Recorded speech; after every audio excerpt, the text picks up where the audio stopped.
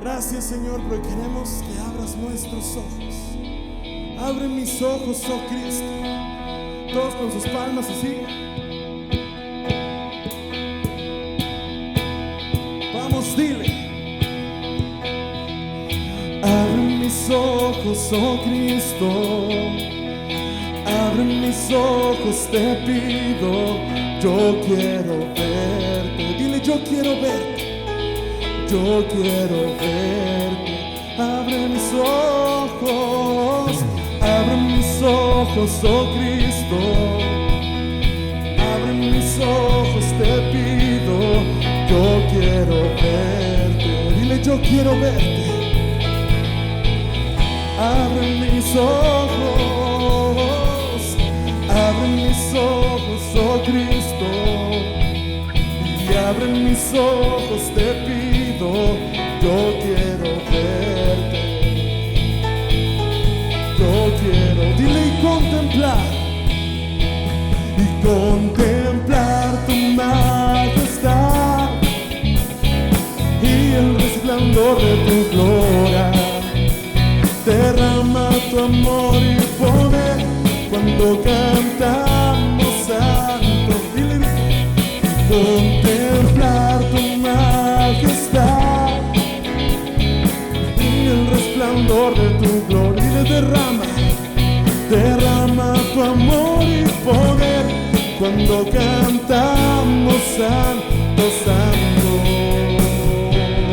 Dile, santo, santo, santo, santo, santo, santo, santo, santo, santo, santo. Yo quiero. Dile, abre mis ojos. Abre mis ojos, oh Cristo. Abre mis ojos, te pido. Yo quiero ver. Yo quiero ver. Yo quiero. Levanta tu voz, dile, abre mis ojos. Abre mis ojos, oh Cristo. Oh, abre mis ojos, te pido.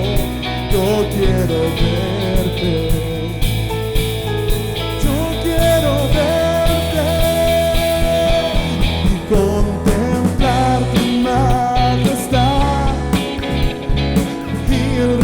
De tu gloria, derrama tu amor y poder cuando cantamos santo, santo. Contemplar tu majestad y el resplandor de tu gloria. Derrama tu amor y poder cuando cantamos. Dile, santo.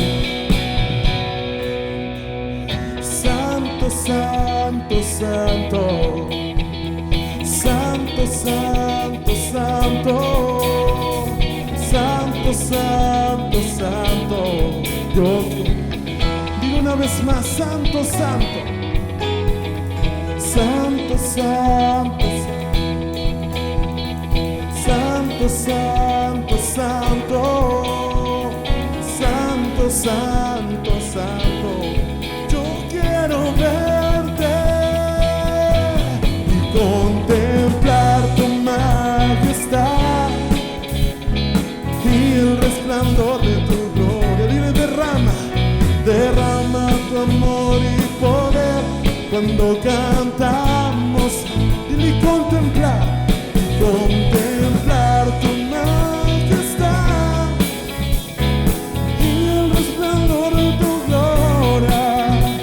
Derrama tu amor y poder cuando cantamos santo, santo. Dile, santo, santo, santo, santo. Bien fuerte, levanta tu voz, que se escuche hasta el cielo, que Dios incline su oído y escuche nuestra adoración. Tu santo, yo quiero verte. Dile más fuerte, santo. Santo, santo, santo, santo, santo, santo, santo. Dile por último. última vez. Santo, santo, santo, santo, santo,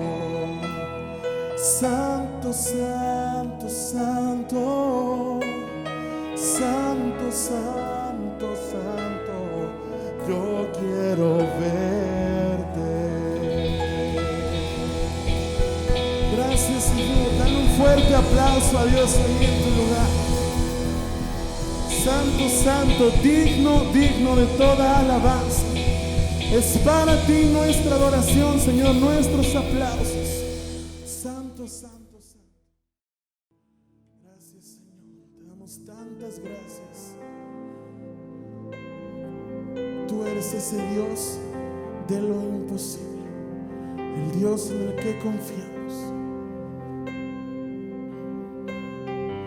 Dile ahí, Jesucristo, Jesucristo, reinas con poder,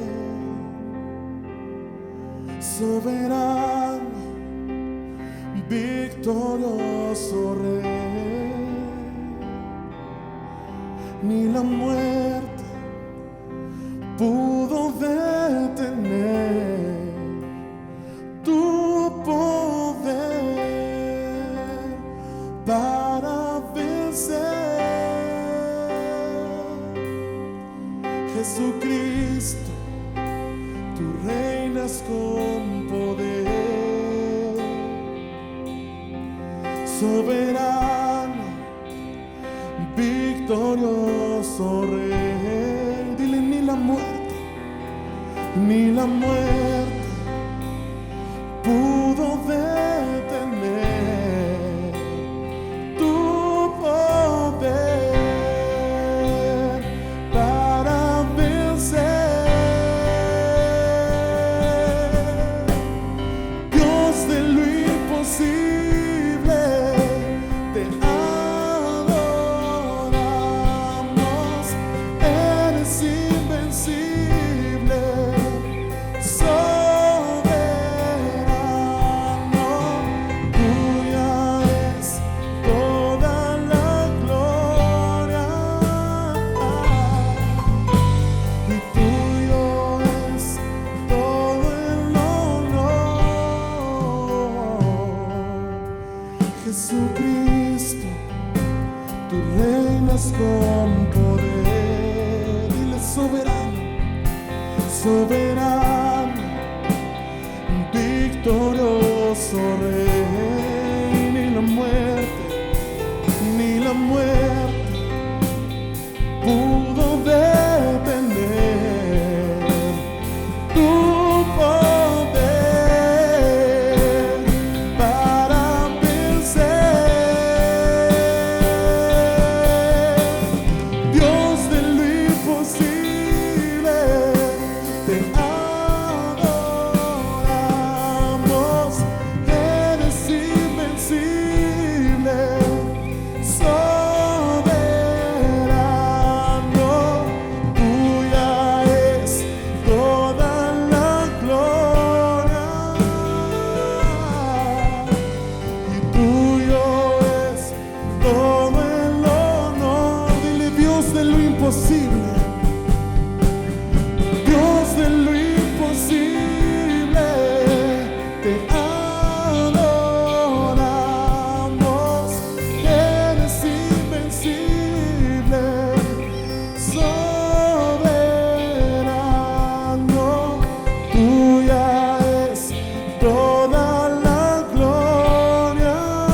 Dile, tuyo es, y tuyo es todo el honor.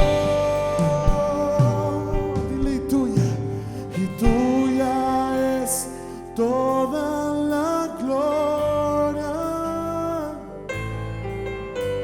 y tuyo es todo el honor. Y recibe toda la gloria, recibe toda la honra, precioso Hijo de Dios. Y recibe toda la gloria, recibe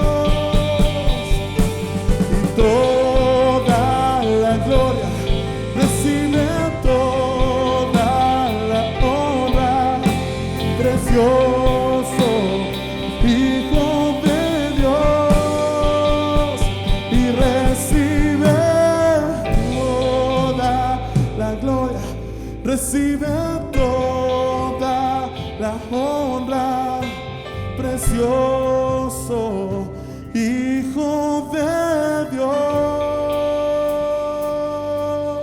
recibe toda la gloria, recibe toda la honra, precioso Hijo de Dios.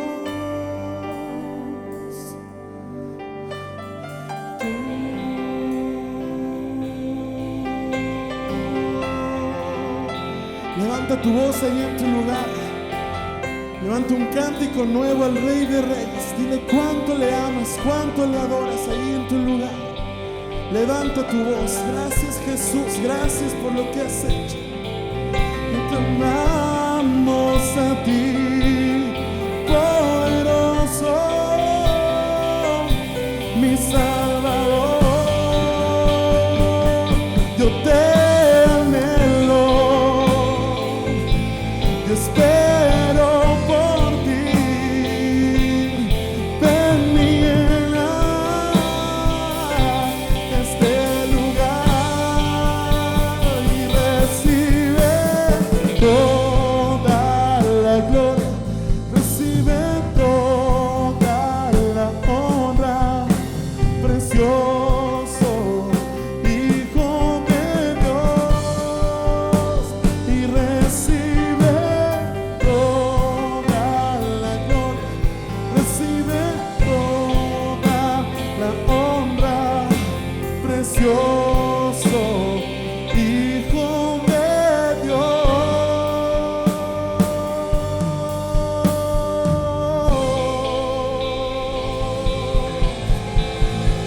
Dale un fuerte aplauso ahí. Gracias, Jesús, gracias, Señor, precioso Salvador, te amamos.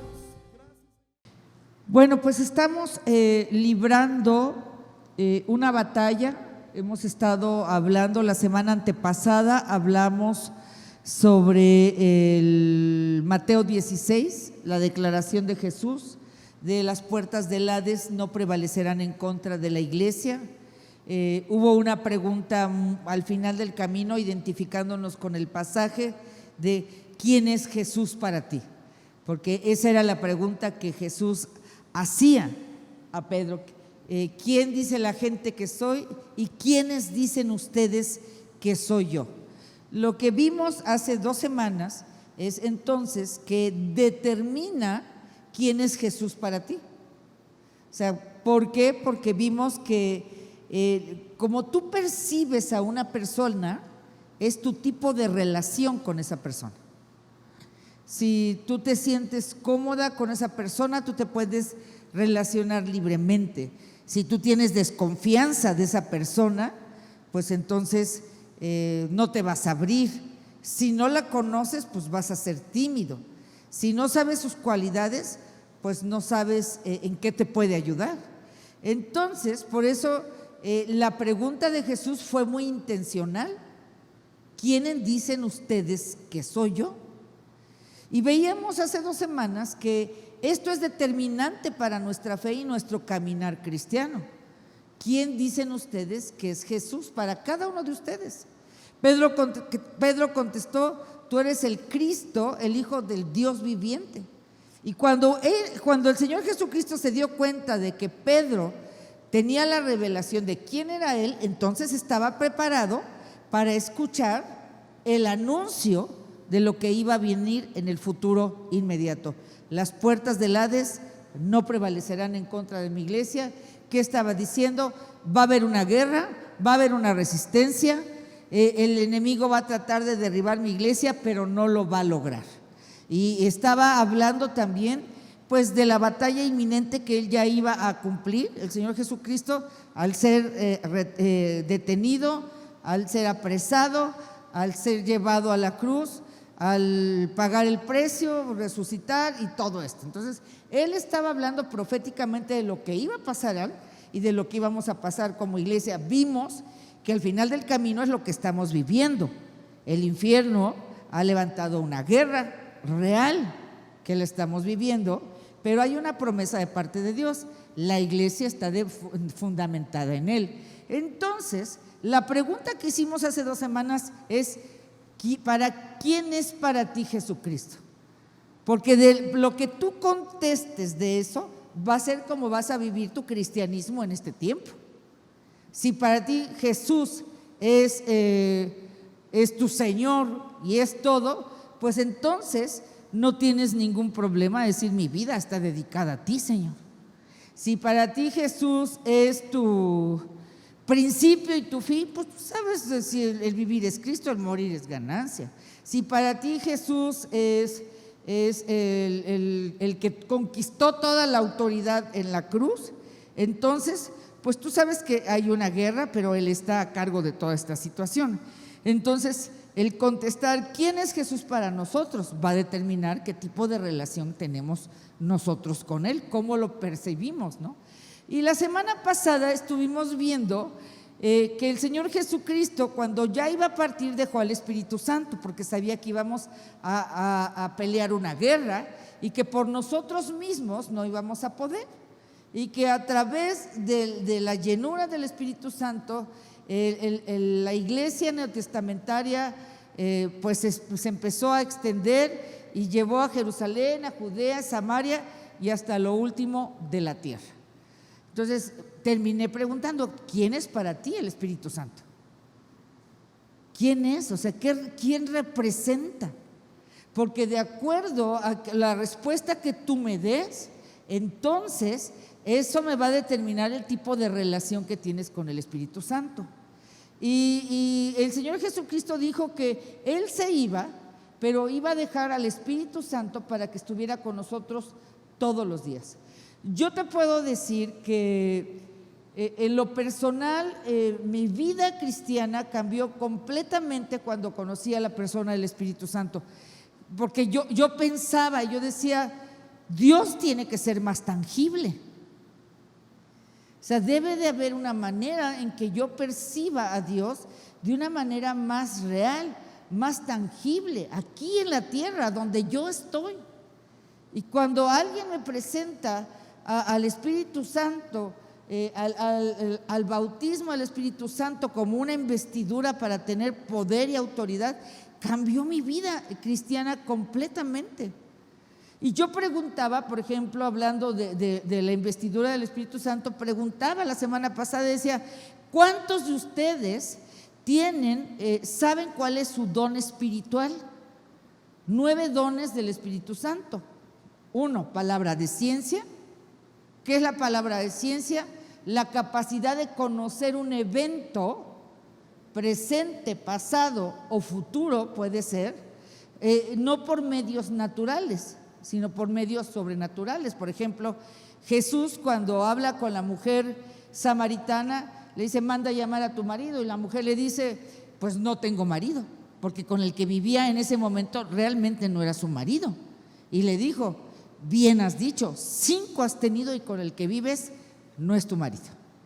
Entonces es una palabra de ciencia, el conocimiento de algo que él ya sabía y que no fue enterado de una manera natural. Un don del Espíritu Santo, palabra de ciencia. Palabra de sabiduría, cuando tú dices: pues voy para la derecha o voy para la izquierda porque los 2 caminos se ven bien y no sé cuál es mejor, entonces viene una palabra de parte del Espíritu Santo y te dice: para la derecha. Un consejo que a veces no encuentras la razón y necesitas la sabiduría. Palabra profética, lo que acaba de hacer Delia. Palabra profética. Don de fe. Pues don de fe, se necesita fe para llevar esto. Porque si fuera, me decía Lalo, que trabajó un tiempo para la iglesia, me decía: Claudia, de repente tú dices: vamos a cambiar el auditorio. Yo me quedo pensando: no hay dinero, ¿de dónde va a sacar esta mujer? Es la fe que el Señor me da para hacer las cosas, pero es un don. Dice: y terminamos haciendo el auditorio. ¿De dónde salió el dinero? No supe. Dice, pero veo que tienes una habilidad para crear algo de lo que no hay. Bueno, eso se llama un don de fe. Y se puede ocupar para este tipo de cosas o para otras cosas. Don de milagros. Por ejemplo, en la Biblia podemos ver, se cayó un hacha y pasan los profetas y les dice, pues algo que va en contra de los principios de la gravedad, ¿verdad? De leyes de gravedad. Oran y el hacha flotó. Entonces, ese es un milagro, como puede ser en cualquier otra cosa. Don de sanidades, pues orar por los enfermos para que sanen, ¿verdad? Lenguas, traer un mensaje en otra lengua, puede ser extranjera o angélica. Interpretación de lenguas, se debe quien interpreta esas lenguas. Y el último don es discernimiento de espíritus. 9 dones del Espíritu Santo. Yo quiero hacer la siguiente pregunta: ¿cuántos de los que están aquí conocen su don espiritual? Levánteme su mano, nada más. 1, 2, 3, 4, 5, 6, 7, 8, 9, 10, 11 personas, 12 personas, 13 personas. Estamos alrededor, no sé, de 70 personas. No sé, me imagino. Entonces estamos hablando que la mitad serían 35, el 25% de la población presente sabe cuál es su don. El otro 75% no conoce su don espiritual. Entonces, hablando humanamente, no están pudiendo defenderse sobrenaturalmente o operar a un nivel sobrenatural en su vida diaria. Y se necesita, porque dice el Señor Jesucristo, no los dejaré solos, les dejaré al Espíritu Santo.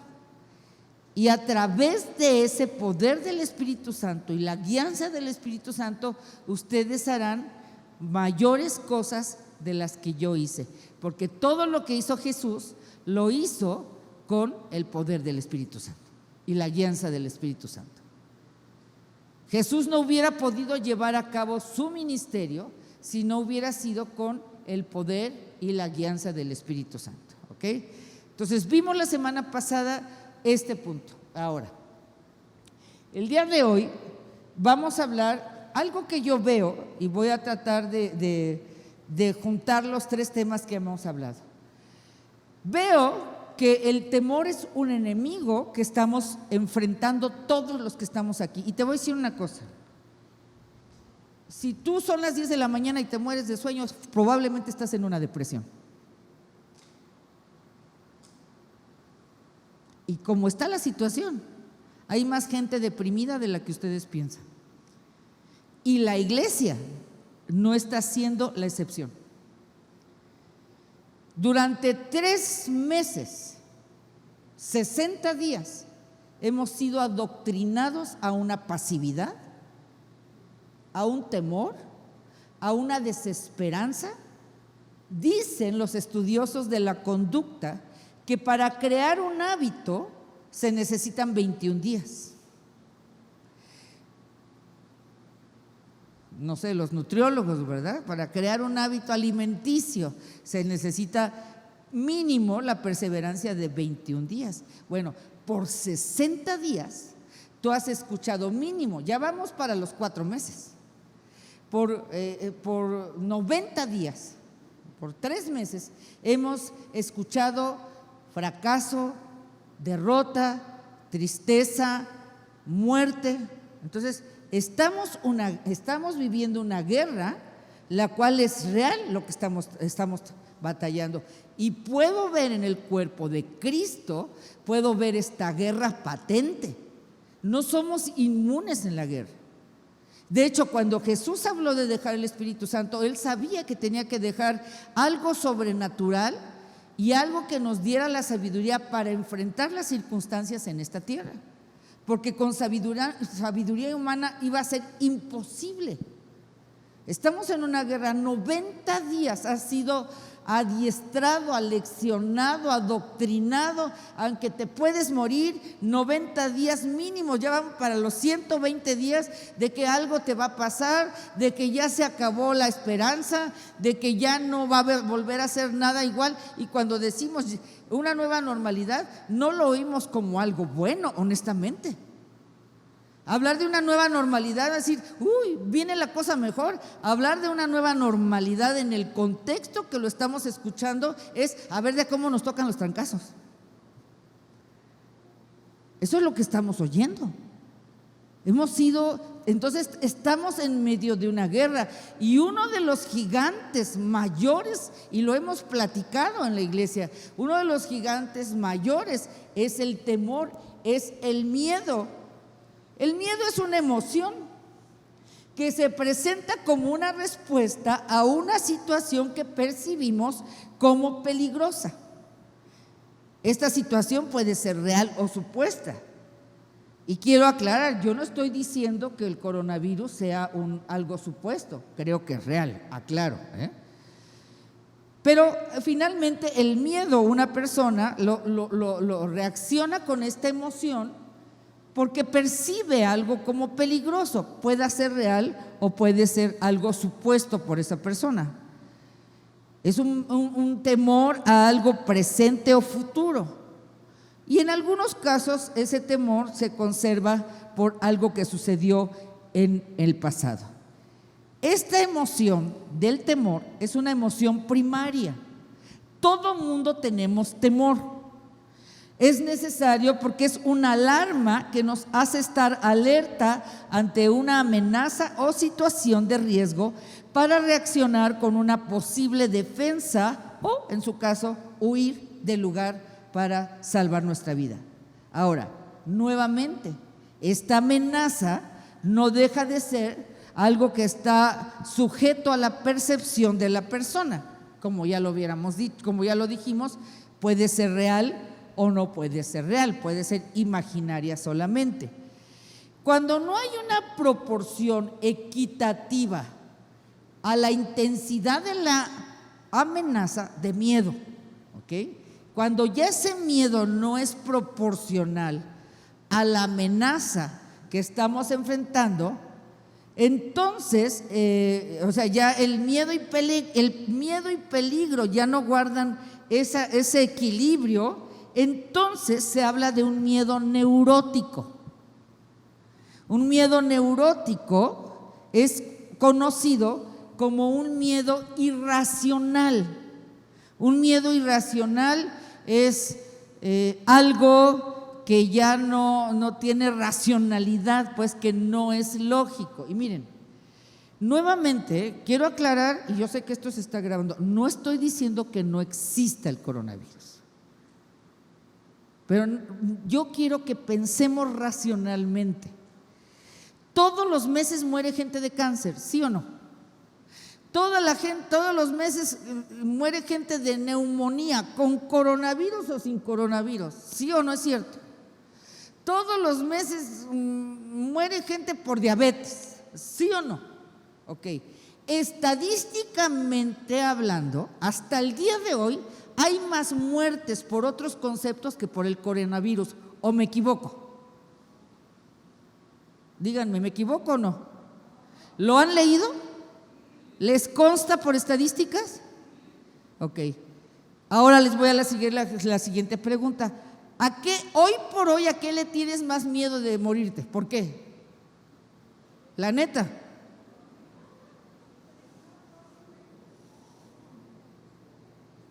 ¿Me explico? Entonces nos podemos dar cuenta que el temor es saludable, porque el temor me hace ponerme esto.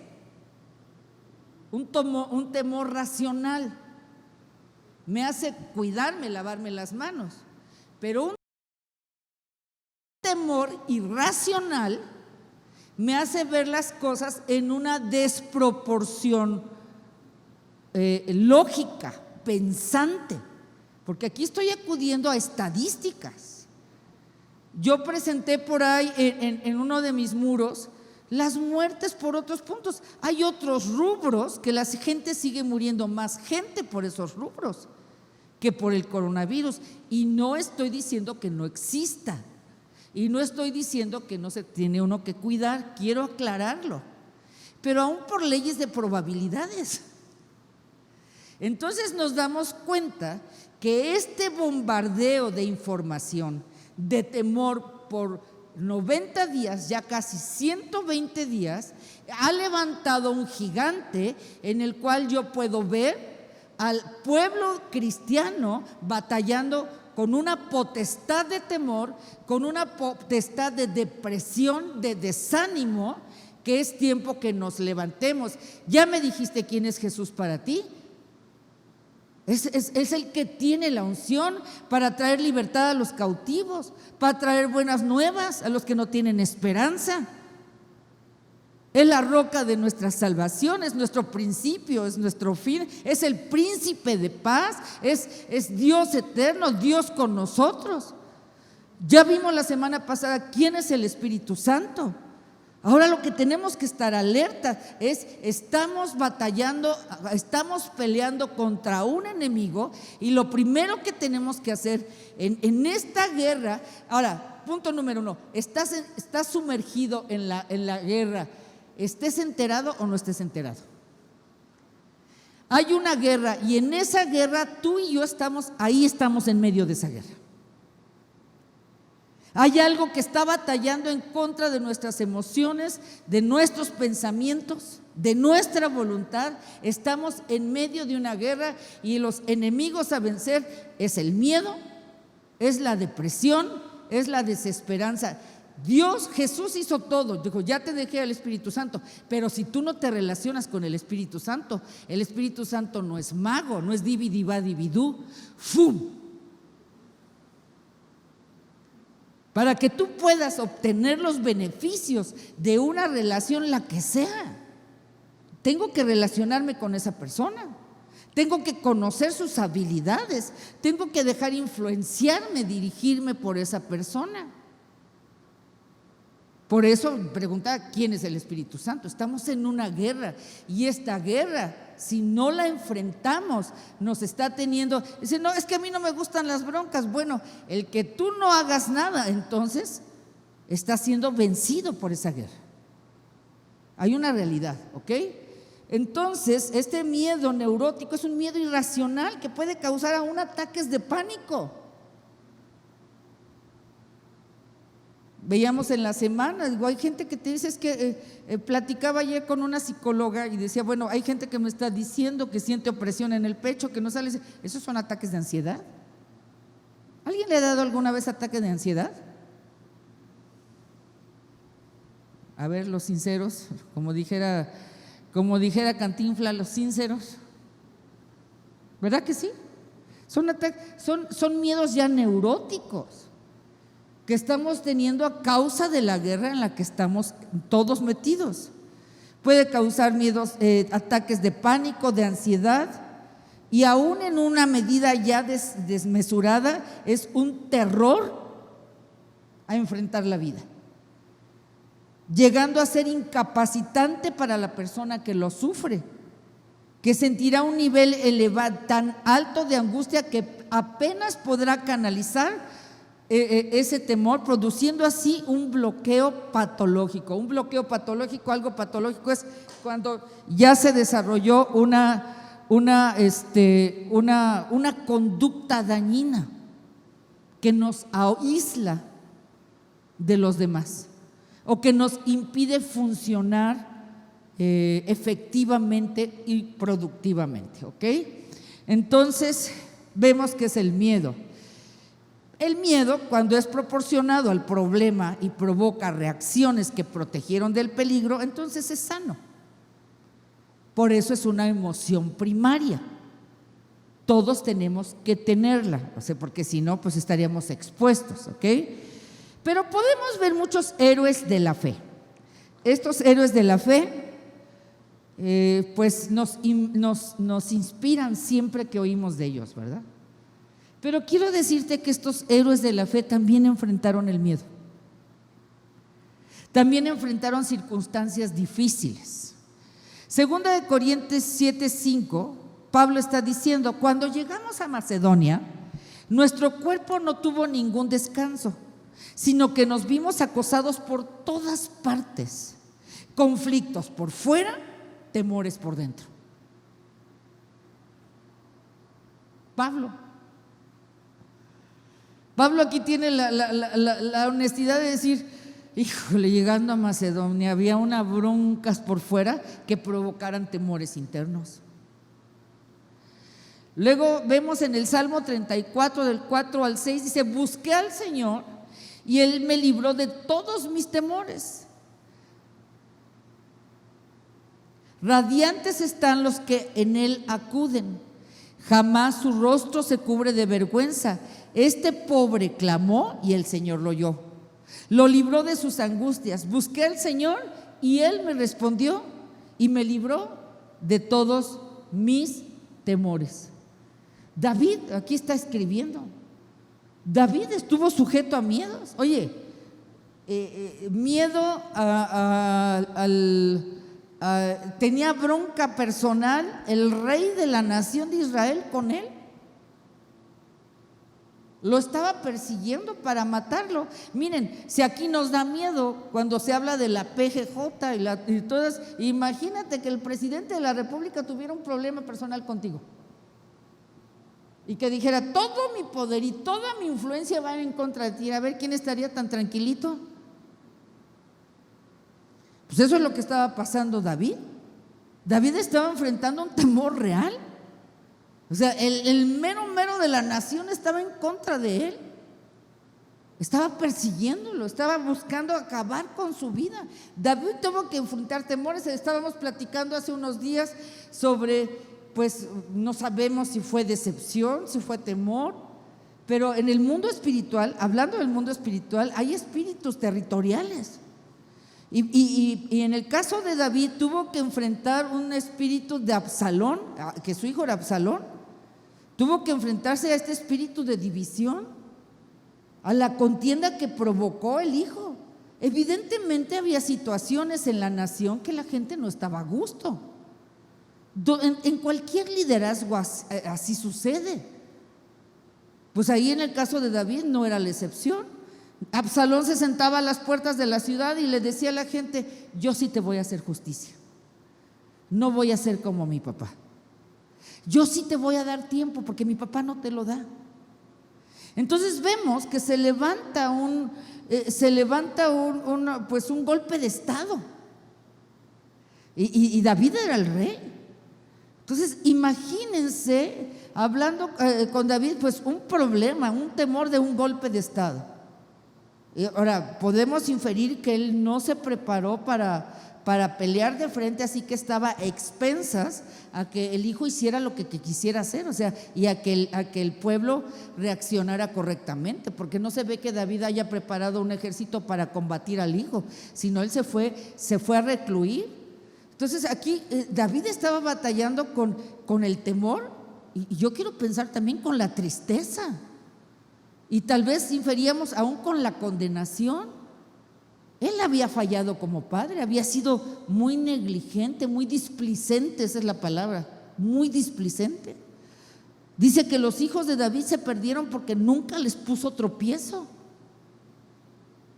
Cuando el hijo Absalón había ido a hablar con él de que habían abusado de su hermana, el medio hermano, David se quedó al margen del asunto. Así que yo quiero pensar los gigantes que estaba enfrentando David: el miedo a un golpe de estado, la tristeza, un hijo se había levantado en contra de él, la condenación, el hijo estaba enojado porque él no había hecho lo que tenía que hacer. Entonces vemos los héroes de la fe, vemos que enfrentaron el temor también, enfrentaron estos gigantes y los vemos ahí en la galería, ¿verdad?, de los héroes de la fe. Entonces tenemos que entender que estamos en medio de una lucha y el enemigo a vencer es el temor y es el poco ánimo que pudiéramos tener. Y tenemos que entender que nuestra lucha, dice Efesios 6, estoy repasando cosas muy básicas, iglesia. Pero si no batallamos con los rudimentos de la fe, no vamos a salir adelante. Ya no hay nada que descubrir. No quiero hacerte una predicación chistosa para que te rías, quiero darte una predicación que te dé las herramientas para que saliendo de aquí, durante toda la semana, tú estés diciendo: ¿quién es Jesús para mí? Es mi amigo, no me va a dejar solo. ¿Quién es el Espíritu Santo? El desarrollo es una relación. Y quiero que sepas, estamos en una lucha, en una guerra espiritual y aún humana, pero los humanos están influenciados por ese mundo espiritual.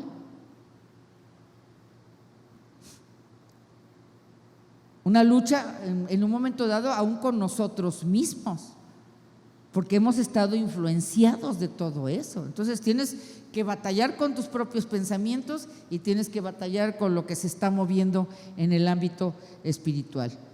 ¿Ok? Entonces vamos a ver cómo vencer los temores, ¿ok? Cómo vencer la guerra. Efesios 6:3 dice: por lo tanto, si me vamos antes, habíamos quedado, creo, desde el 10, a ver si me ponen desde el 10, muchachos. Ahí, por lo demás, hermanos míos, fortaleceos en el Señor y en el poder de su fuerza, vestidos de toda la armadura de Dios para que podáis estar firmes contra las acechanzas del diablo. ¿Contra las qué? Acechanzas del diablo, ¿no? Cuando veo acechanzas es como un depredador. ¿Han visto a los depredadores ahí en la selva, verdad? Que están viendo a ver a qué horas el animalito más indefenso se queda vulnerable para devorárselo. Vestíos de toda la armadura de Dios para que podáis estar firmes contra las acechanzas del diablo. 12. Porque no tenemos lucha contra sangre y carne, sino contra principados, contra potestades, contra los gobernadores de las tinieblas de este siglo, contra huestes espirituales de maldad en las regiones celestes. Por lo tanto, estamos batallando una guerra espiritual en este tiempo a nivel mundial. ¿Y cómo lo puedo ver? Porque puedo ver a la iglesia batallando con esto. Y sabes, el enemigo está interesado en engañar al mundo, pero está más interesado en detener a la iglesia, porque sabes, tú y yo y como iglesia somos los que traemos el mensaje de libertad para un mundo que está atado. Y si él logra atarnos a nosotros también, entonces vamos a perder este tiempo de oportunidad, porque este tiempo, yo quiero cambiarte el chip. Este tiempo es un tiempo de oportunidad, porque en los momentos de crisis es cuando la gente reconoce la necesidad de Dios. En los momentos de necesidad económica es cuando la gente voltea sus ojos al cielo y le pide al Señor que intervenga en su vida. En los tiempos de pérdidas aún humanas, los más dolorosos son los momentos en los que la gente se quebranta y deja de depender en sus propias fortalezas y reconoce su vulnerabilidad.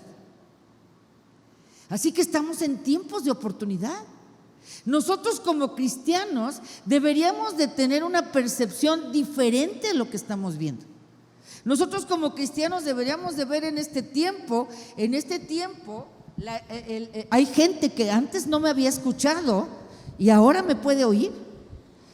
En este tiempo es tiempo donde hay gente que pensaba que todo lo tenía bajo control y ya se dio cuenta que no lo tiene. Así que es un tiempo de oportunidad. Si nosotros percibimos, hace rato teníamos una junta y decíamos, todo el mundo tenemos que asumir la posición que tenemos. Para que el mundo funcione para que la iglesia funcione como tiene que funcionar en este tiempo, tú y yo tenemos que asumir la posición que tenemos en este tiempo. Para aquí, mira, tú y yo tenemos garantizada la vida eterna. Punto. Lo peor que te podría pasar a ti y a mí es que termináramos nuestro tiempo en esta tierra, pero sabes, al final del camino tú y yo tenemos garantizada la vida eterna. Eso es todo. Tenemos que asumir para qué estamos en este tiempo aquí.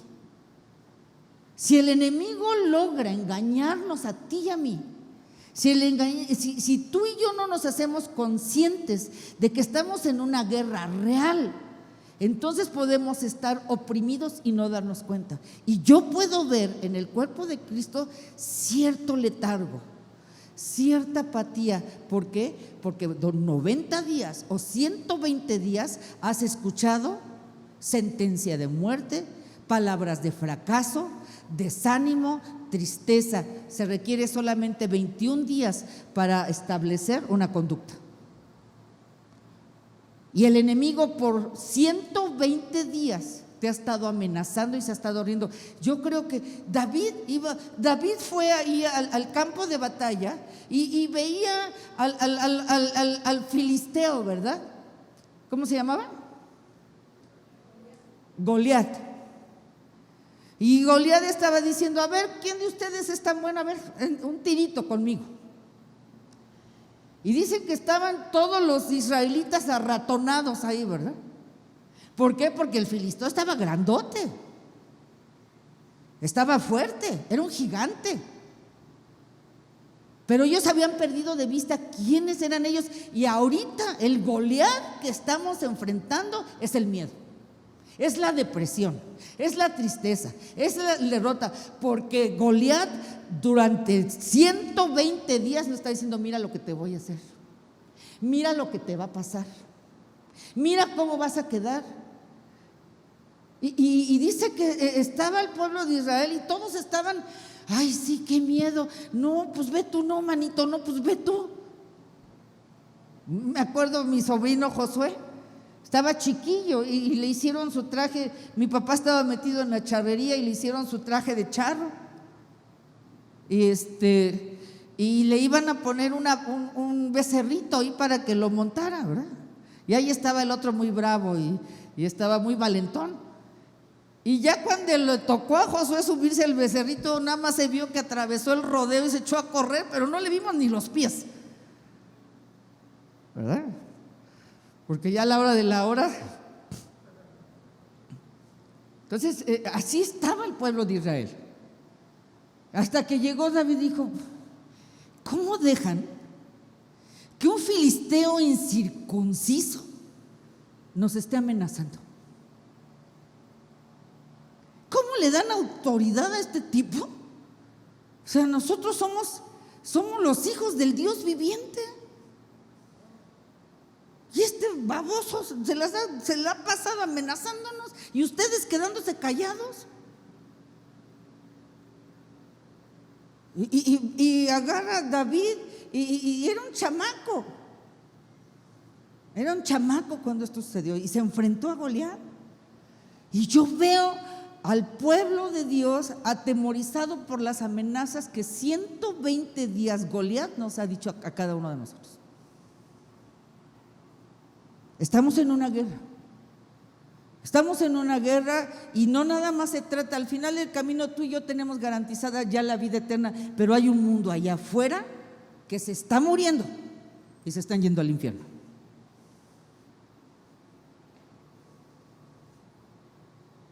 Eso es una realidad. ¿Por qué? Porque a nosotros ya nos la solucionó. Tú cállate y métete a tu casa y no digas nada, y además estás triste y deprimido. Pero en este tiempo tenemos que entender de dónde proviene la guerra. Por lo tanto, tomad todas las armaduras de Dios, porque Él nos está acechando para poder resistir en el día malo y, habiendo acabado todo, estar firmes. Esto va a acabar. Esto va a acabar. Pero ¿cómo vamos a estar nosotros? Dice: y tomas la armadura de Dios, peleas la batalla para que cuando esto acabe, tú estés firme. Tú estés firme, no derribado. Tú estés firme. Y dice: estarán firmes, ceñidos vuestros lomos con la verdad. Ceñidos los lomos. ¿Qué es ceñirse? Es sujetarse, es apretarse, arremangarse algo. Usaban vestidos, como vestidos, hombres y mujeres, del tipo de ropa. Y tanto hombre como mujer tenían que usar unos cinturones para ceñirse el vestido, la tela que tenía extra, porque la tela estaba amplia, pues. Entonces tenían que ceñirse con el cinturón para agarrarlo, y cuando fuera el tiempo de la batalla, para correr o para pelear, no se les enredara la tela entre las piernas. El cinturón era alguna pieza muy importante, porque con esa se ceñían la ropa que traían puesta. Y también dice que eran, por ejemplo, algunos cinturones se usaban, si sabía que iban a hacer un trato comercial, se ponían un cinturón donde podían, tengo rebote de voz, donde podían meter el dinero en esas partes. Ceñirse quiere decir sujetarse, apretarse. En el hebreo, ceñirse es la misma palabra para torre.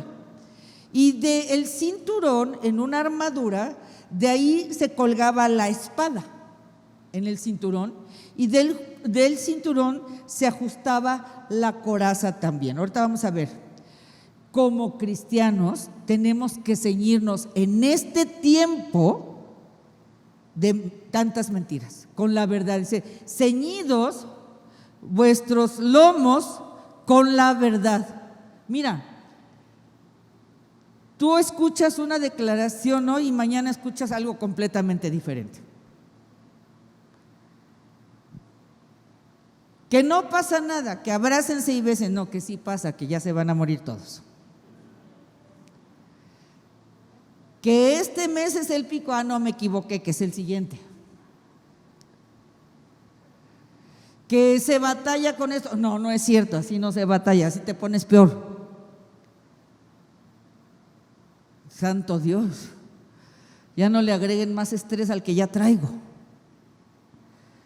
Necesitamos la verdad. Ceñidos vuestros lomos con la verdad. Como cristianos tenemos que estar cuidándonos de tanta información encontrada que tenemos, que se habla categóricamente y al otro día. Esto aumenta nuestro estrés. Entonces tenemos que ceñirnos en este tiempo, no con tanta información que ni sabemos de dónde viene, ni sabemos qué intención tiene. Hay la teoría de la conspiración, hay la teoría de todas las teorías. En verdad está a flor de piel el conflicto intelectual que tenemos. Cualquier persona pensante lo tendría, honestamente. A ver, ¿quién está de acuerdo conmigo? Todo esto está muy bizarro. ¿Sí o no es cierto? No podemos decir qué es, pero las cosas están raras. No podemos negarlo. Que salió de repente, que no salió de repente, que de dónde salió, que cómo se controló, que el laboratorio A, que tenemos tanta información. Lo que tenemos que hacer en este tiempo es ceñirnos con la verdad. La verdad de Dios en nuestra vida. La verdad de su amor. La verdad de sus promesas. La verdad de su protección. Tenemos que tomar la verdad. Si tú estás alimentando de todo lo que está diciendo todo el mundo, ni sabes qué intención tiene para decírtelo. Entonces dice, en esta guerra tenemos que ceñirnos los lomos con la verdad,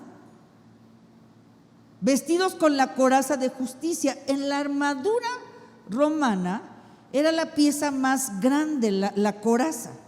Cubría su cuerpo y cubría especialmente órganos vitales como el corazón, como páncreas, hígado, intestinos, pulmones, y ningún soldado podía salir a la guerra si no llevaba la coraza. Protegía los órganos vitales. Asimismo, ningún cristiano puede caminar en la vida y luchar la guerra espiritual en la cual estamos inmersos sin esa armadura y sin esa coraza. En el pensamiento judío, de aquel tiempo, el corazón simbolizaba la mente y la voluntad. Y las entrañas o vísceras eran considerados como el centro de las emociones. Hay una guerra en contra de nuestras emociones. Esta guerra está afectando tus emociones y mis emociones. Y si somos honestos, un día nos sentimos a veces medio deprimidos, otro día nos sentimos ya medio cansados, otro día nos sentimos medio fastidiados, otro día nos sentimos sin ganas, otro día nos sentimos… Sufrir me tocó a mí en esta vida.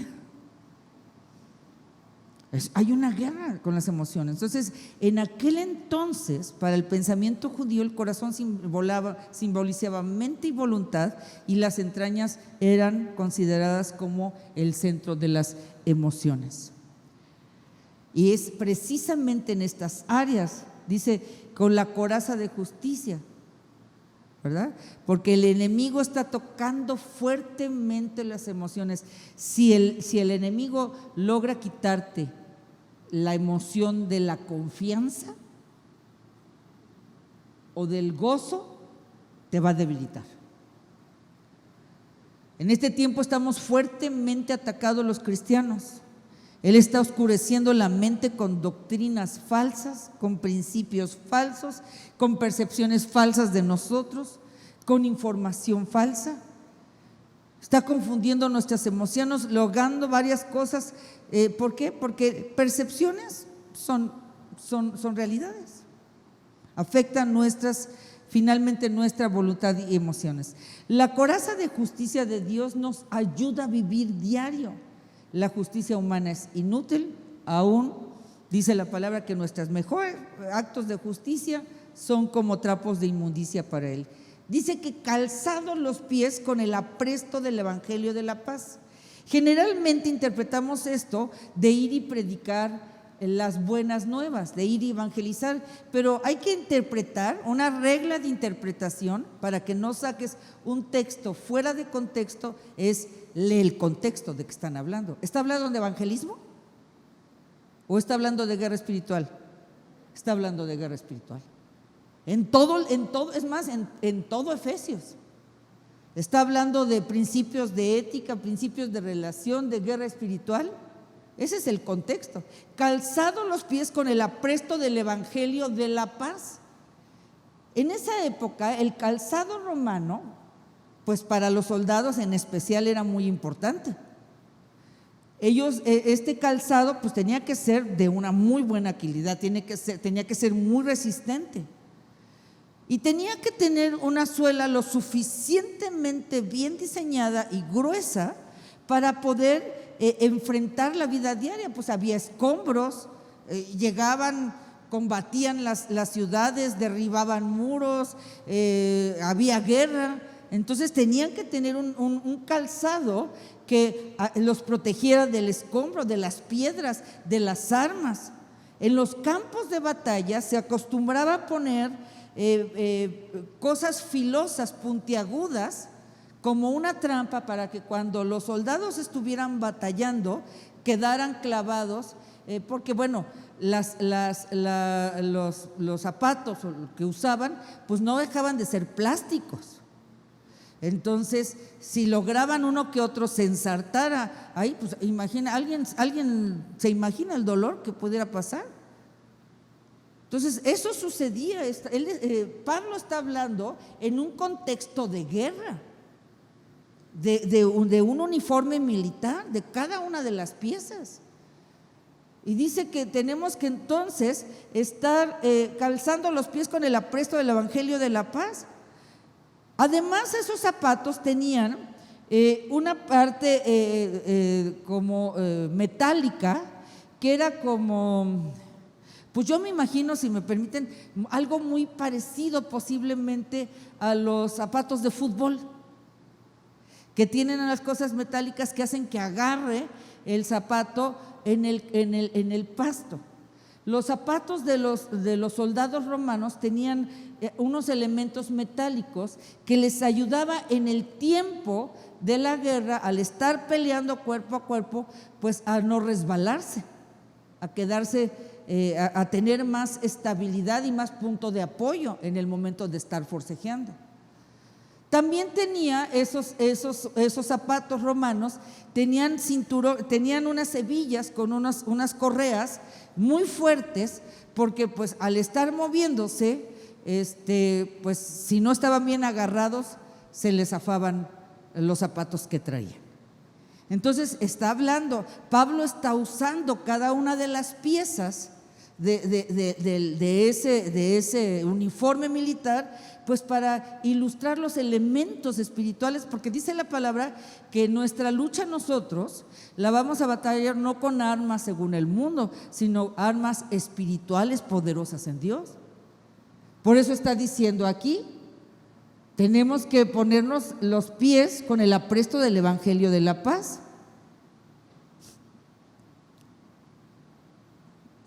Generalmente se enseña esto para predicar el Evangelio, pero no es en realidad la intención de Pablo. Así como el soldado tenía que pisar el suelo de una manera segura en el tiempo de la batalla, de la misma manera tenemos que estar pisando en tierra firme en el tiempo de guerra. Y tenemos que estar seguros en dónde estamos parados. Tenemos que estar seguros, mi vida, ¿dónde está parada? ¿Dónde estoy anclada? ¿Quién es mi salvación? ¿Quién es mi seguridad? ¿Quién es mi fortaleza? ¿Quién es mi protección? ¿Quién es mi principio? ¿Quién es mi fin? Cuando tú estás parado en la verdad, entonces tienes paz. Aunque hay inquietud, no dejas de tener cierta paz. Porque dices, bueno, pues es una situación real, pero yo estoy de gane. Pero yo estoy de gane, porque yo estoy de parte del vencedor. El Señor está conmigo. El Señor me ha dicho la verdad. Nunca te dejaré, nunca te abandonaré. Estaré contigo todos los días de tu vida. Dice que tomemos el escudo de la fe. En aquel entonces los soldados romanos tenían varios escudos, pero en especial se destacaban dos.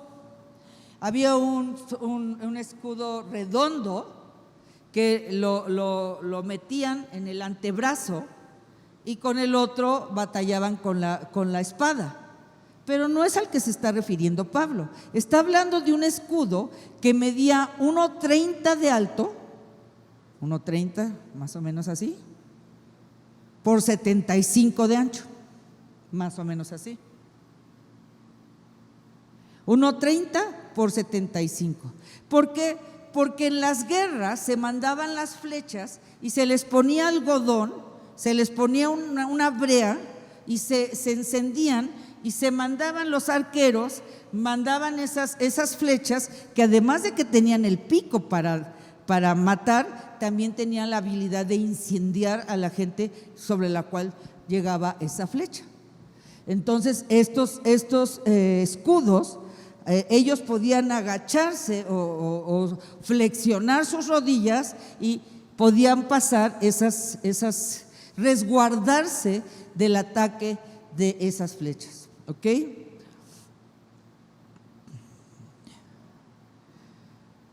Esas flechas en este tiempo, una de las flechas más poderosas está siendo el temor, la duda, el desánimo, ¿verdad? La duda ha sido una de las flechas favoritas del diablo. Con que Dios te dijo. ¿No le dijo así a Eva? ¿Con que Dios te dijo?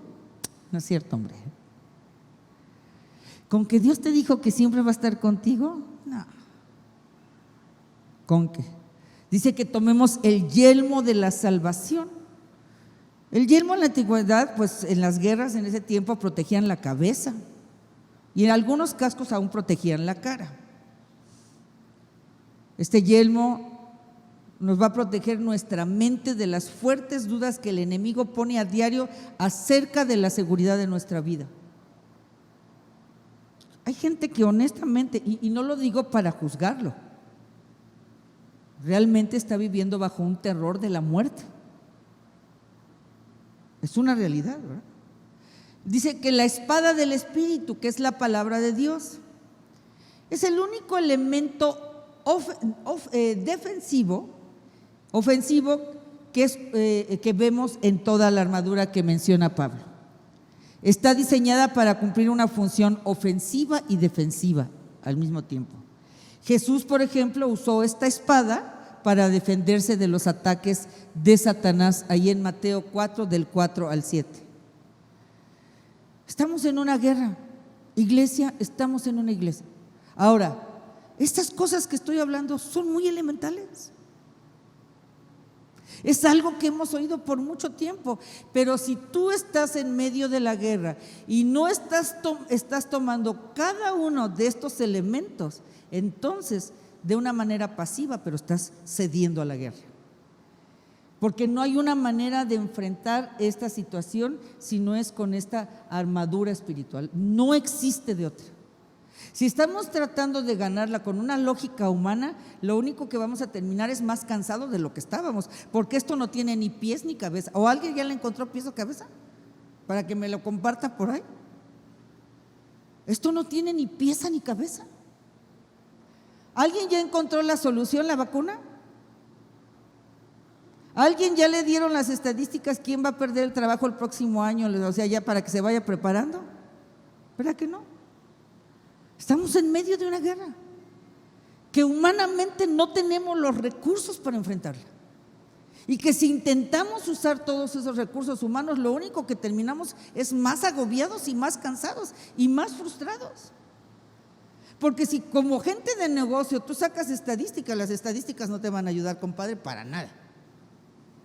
Lo único que te van a dar es una ansiedad.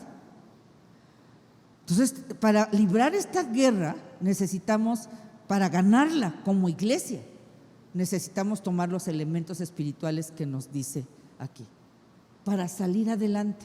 Ahora, ya vimos los elementos pero tienes que tomar las siguientes acciones.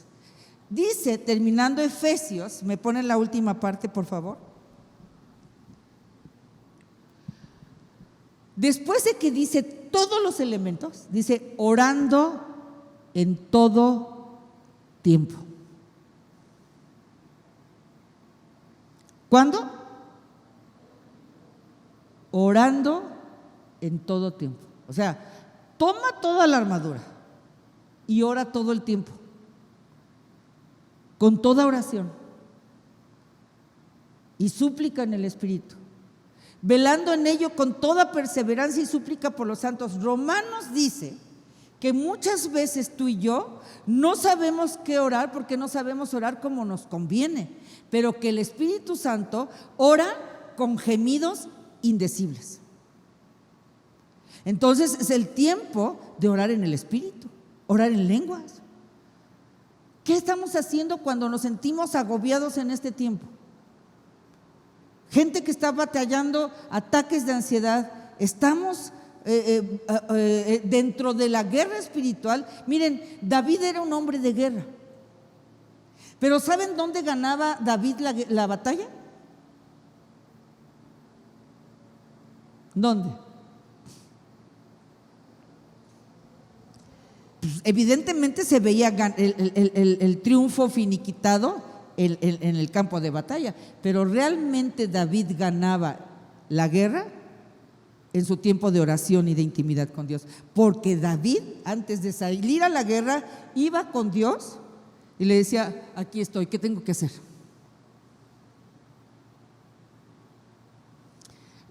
Primero iba a decirle: Señor, mi alma tiene sed de ti, Señor, no me quites tu Santo Espíritu, Señor, dame el gozo de tu salvación. Vemos a un David con todos sus errores, con todos sus efectos, un hombre que estaba, dice la palabra, conforme al corazón de Dios, pero un hombre de guerra. Amaba a Dios, conocía a Dios, adoraba a Dios. Entonces David iba, adoraba a Dios, y después de rendirle adoración, esto estábamos viendo, estoy enseñando un material que se llama Creados para ser amigos de Dios, y dice que Abraham, por ejemplo, Abraham era un adorador. Abraham, a todo lugar donde Dios le llevaba, Abraham levantaba un altar de adoración. Ahí llegaba y decía: ok, ya me llegaste ahí, Señor, pues yo no entiendo, Señor. Entonces empezaba a rendirle adoración, y en ese momento Dios como una respuesta de su adoración, Dios se manifestaba y le empezaba a hablar y le empezaba a dar la estrategia y le hablaba de lo que estaba pasando en ese momento, le daba la revelación que él necesitaba para caminar en ese tramo, en ese tiempo de la vida. Entonces, la adoración trae revelación. Porque en los tiempos de adoración yo me expongo a la presencia de Dios. Y en esa presencia de Dios, entonces viene una revelación de los pensamientos que tiene Él. De la voz de Dios es audible, porque yo me estoy poniendo en un lugar donde al estarlo adorando a Él, entonces salgo del campo de batalla del enemigo, me meto al terreno de influencia y de poder de Dios, y entonces el Señor se levanta y me empieza a dar una revelación que me ayuda a poner las cosas en la perspectiva correcta. ¿Sí me explico? Viene la voz de Dios, viene el consejo de Dios, viene el ánimo de Dios, viene la exhortación de Dios, viene la estrategia de Dios. En la adoración hay revelación. Y cuando yo leí esto en este material que estoy dando, dije, qué sencillo lo dijo este hombre. En la adoración hay revelación.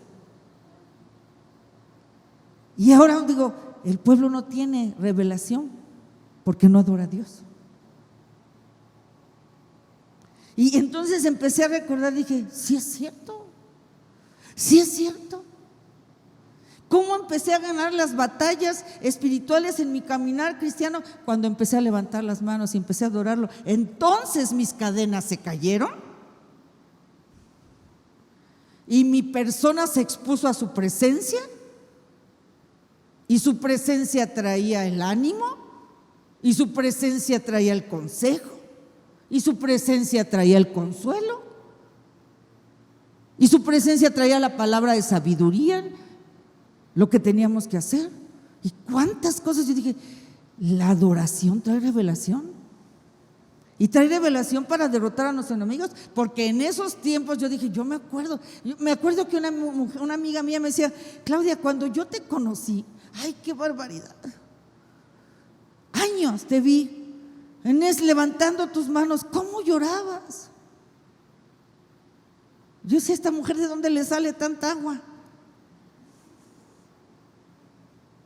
Pero en esos tiempos de adoración venía la revelación que me estaba librando de mis propias luchas, de las cosas que no entendía, de las cosas que me habían dolido años atrás, porque en la adoración hay revelación. David era un hombre de guerra, sus guerras las ganó antes de salir al campo de batalla, porque cuando él salía de ahí, él ya iba seguro. Oye, ya había tenido una junta corporativa con Dios Padre, Dios Hijo y Dios Espíritu Santo. Ya la llevaba de ganar. Por eso cuando David llega y dice, ¿y qué hacen ustedes? ¿Cómo dejan que éste los insulte? Yo acabo de estar con mi papá ya y me dice que nosotros somos la niña de sus ojos y ustedes le están huyendo a este. Estamos en una guerra. Dice, orando en todo el tiempo, con toda oración y súplica. Es un tiempo que tenemos que estar en la presencia de Dios. La oración es estar con Dios, hablando con Dios, relacionándonos con Él, hablándole y escuchándole hablar a Él. Pero este tiempo estamos hablando con todo el mundo, pero honestamente las redes sociales y todos los noticieros no nos dejan escucharlo a Él. Ponle una pausa a lo que dice el mundo y métete con el Señor para hablar. Platícale tus temores, platícale tus problemas, pregúntale cómo enfrentar la guerra que estás enfrentando, porque aunque estamos en el mismo barco, cada quien tiene sus matices. Cada quien tiene una guerra con características específicas. Es un tiempo, iglesia, es un tiempo de oportunidad de decir, Señor, yo quiero verte manifestado en este tiempo. Es un tiempo de crisis, pero en los tiempos de crisis es donde Dios manifiesta su poder y su grandeza. Vamos a ponernos de pie.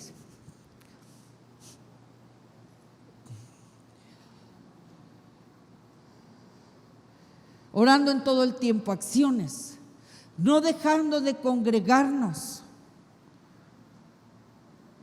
Hay una unción congregacional. La iglesia ha sido muy atacada por el diablo y pues por pensamientos carnales, esa es una realidad. La iglesia tiene el poder de traer libertad, de traer compañía, de animarnos unos a otros, de fortalecernos, de levantarnos. Dice ahí la palabra, hay del solo, porque cuando caiga, ¿quién lo levantará? No dejando de congregarnos, guardando la unidad. En este tiempo guardemos la unidad. Seamos gente que nos cuidamos la espalda unos a otros. Tenemos suficiente guerra ya por enfrentar como para provocarnos guerras entre nosotros. ¿No piensan lo mismo? ¿O alguien tiene ganas de más broncas de las que ya hay? Les paso unas cuantas. ¿Me explico? Guardemos la unidad. Mirad cuán bueno y delicioso es habitar los hermanos juntos. Es como el buen óleo que desciende de la cabeza por las barbas y va hasta la parte de abajo. Dice, porque ahí envía el Señor bendición y vida eterna. Guardemos la unidad. Ya vimos la armadura, 3 acciones, orando en todo el tiempo. Ora en tu carro, ora llegando a tu oficina. Hay un mundo espiritual ahí. Cuando dice que nuestra lucha es contra principados y potestades, principados habla principales que tienen autoridad. ¿Y sabes? Hay empresas que pueden tener principados. Este estado tiene principados. A la entrada tenemos tenemos alguien que abrió la puerta para un principado, un indígena que entregó esta ciudad pasivamente, o sea, traicionó, y lo tenemos como héroe. Traicionó a su pueblo por un título nobiliario. ¿Qué principado tenemos entonces? De traición.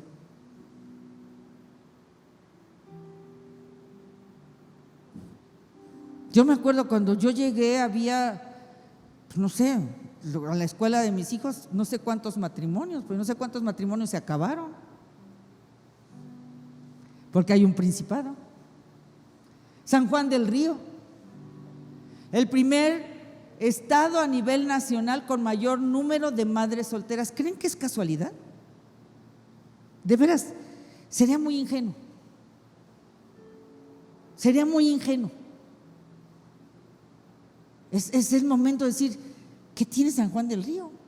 Que hay tantas madres solteras. Hay un principado. En algún momento dado se abrió, se le dio autoridad al diablo para establecer un principado ahí. Hay principados que estamos batallando.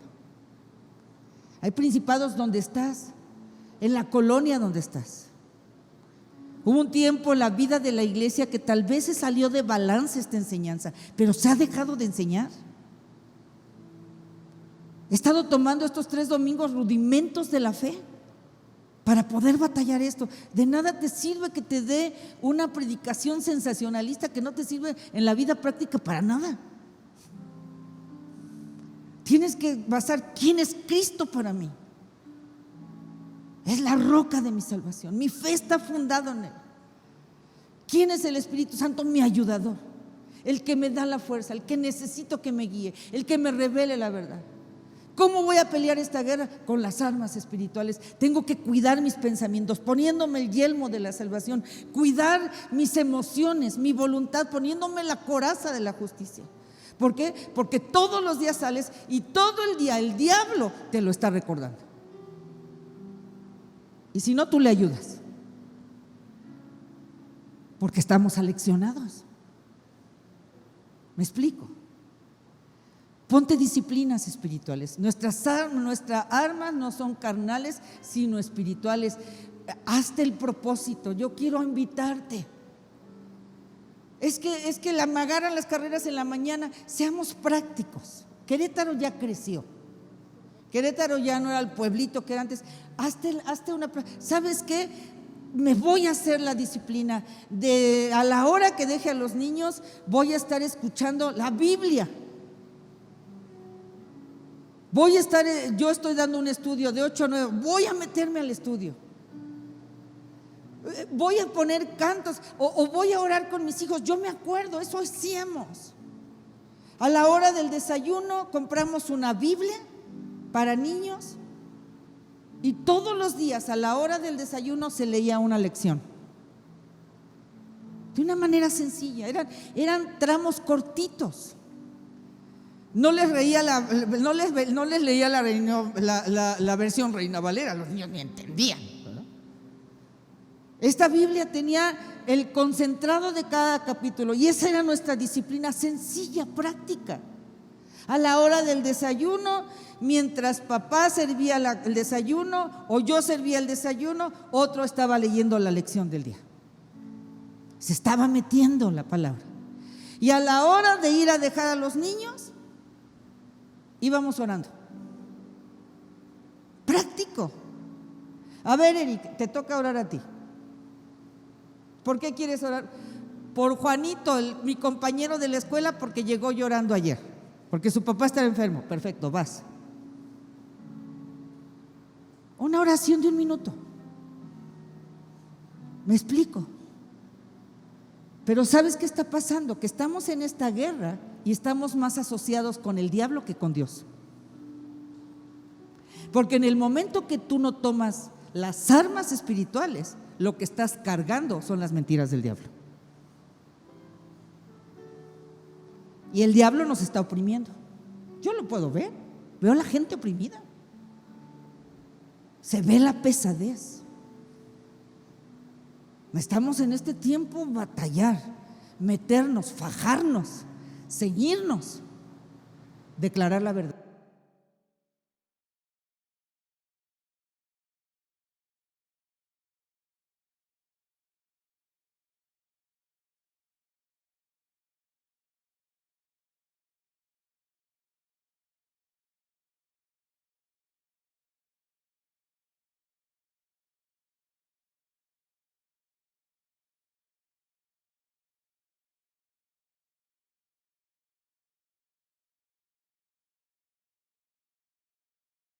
En la cual se presentaba ante su Dios, le daba su lugar, le daba honra, le daba alabanzas.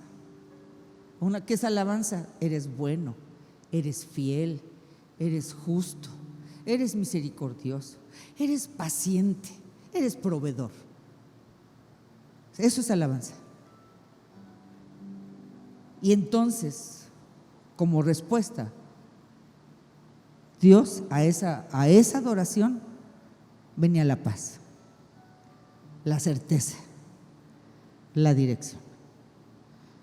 Empecemos a ganar la batalla ahí en el lugar donde estás, tú y yo, tomándonos un tiempo, levantando nuestras manos, rindiendo nuestra vida y dejemos que Él haga su obra en nosotros para poder salir allá adelante. Que Dios te bendiga, que Dios te guarde. Somos más que vencedores en Cristo. Tú y yo somos la iglesia del Señor. Tú y yo somos la iglesia del Señor y queremos ver gente rendida a sus pies. En este tiempo aprovechemos nuestro tiempo de oportunidad. Si Dios contigo, ¿quién contra ti? ¿Ok? Vamos a ver.